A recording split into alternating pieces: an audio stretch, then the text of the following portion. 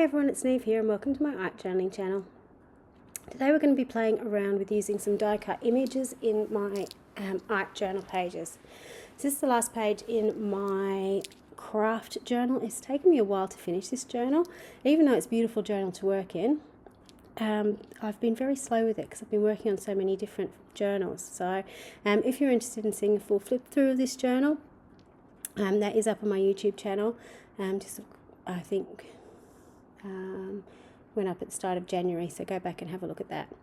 So I'm just starting by spreading some paint around the page. This is one of my favourite colour combinations at the moment. It's marine, blushing, sand, and a little bit of mineral as well. I'm using my fingers and a brush to spread it out. I've scribbled on the page with my Stabilo oil pencil, and then I'm sort of blending some paint in over the top. So what that does with the Stabilo oil pencil is it actually activates it, because it's a water activated pencil. So it starts to blend and shift with the paint over the top. I've also sprayed some water on that as well. So you see the pencil sort of bleed out a little bit. Now I'm going in with some collage and some collage tissue paper. So this tissue paper from Tim Holtz, one of his big sort of wallpapery type ones. I just really love this image of the butterfly.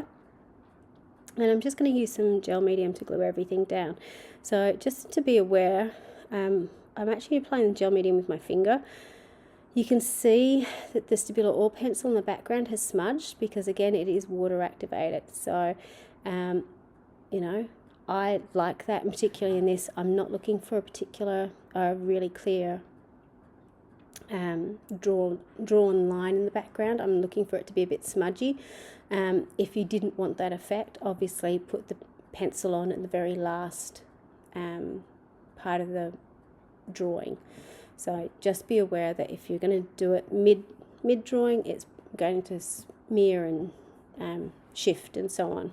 But it's got a beautiful black line, black shadow, so it's going to look good. So I'm just mixing up a whole heap. I've got vintage text, vintage papers, tissue papers, wrapping paper. So anyone recognise that dotty paper from Natalie May over in the corner? She does a great job in keeping us with collage fodder, which is awesome. So just gluing everything down. You can see again with the pencil I'm getting little bits of smudgy black on them, but that's helping to give that sort of vintage age to it.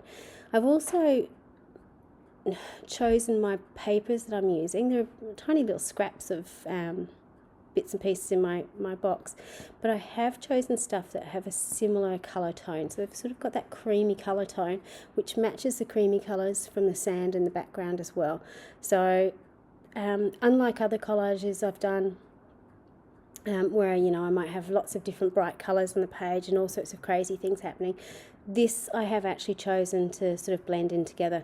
Same with the stamps that I've chosen here to stamp in the background. I'm sort of picking up on that dotty pattern, so I'm using some of my favourite background stamps. I'm also not only using black, but I'm using the brown ink, again to pick up some of those colours from the craft. So art's all about repetition, whether it's repetition of shape, so all those dots, or repetition of colour, so those creamy colours and the brown tones. It sort of helps it all tie together, even if it's, you know, stuff that you wouldn't think would tie together, like a butterfly on that page, crosses, doesn't really tie together, but because you're using similar shapes and colours, it will work. The little foam stamp there I used was from Scrap FX, and here are some images or die cut shapes from Scrap FX. So these are some of their new amazing shapes. They're cutouts of men. I think they've got the same in females, and they're all cut out of corrugated card. So as I ink them up, you can sort of see the corrugations on it. And it's just something really, really interesting. So it's not quite as thick as chipboard, but it's got a little bit of dimension to it, and because it's got the corrugations on it, it takes inking beautifully. And also because I had my ink pads out, I've actually just inked around the edges just to give a little bit of that rusty vintage look to the page. So now I'm just gluing down my then overlapping them slightly, grounding them to the bottom of the page so they're not floating. You can see here I've actually put him further down, cut off his feet just so it looks like he's a little bit forward or behind the person here that I'm gluing over the top to just give a little bit of depth to the page.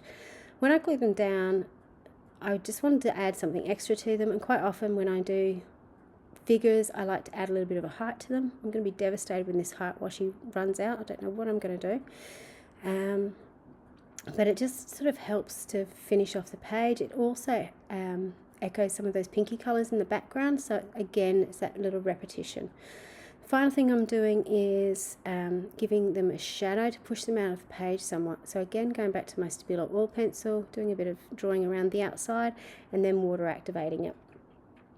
So if you've got your own die cutting machine, which I know lots of you do, try cutting some shapes out of some different materials, whether it be a little bit of cardboard. I don't have a die cutting machine, so that's why it's wonderful. Companies like Scrap FX have it, but I'm sure you could come up with something similar as well. But try it out of different materials. I have to admit, corrugated cardboard is not one that I thought I would use in my journals, but it actually has a lovely texture.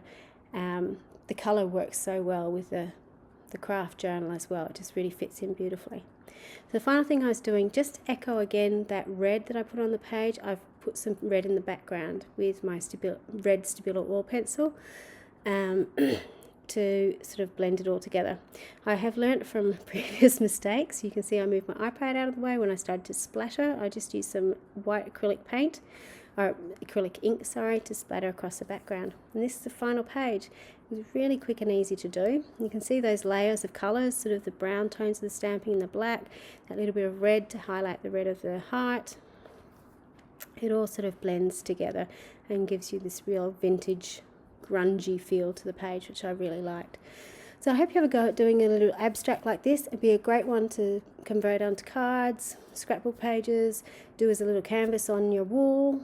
It's certainly a technique you could use in lots of different ways. Thank you so much for watching. Until next time, bye for now.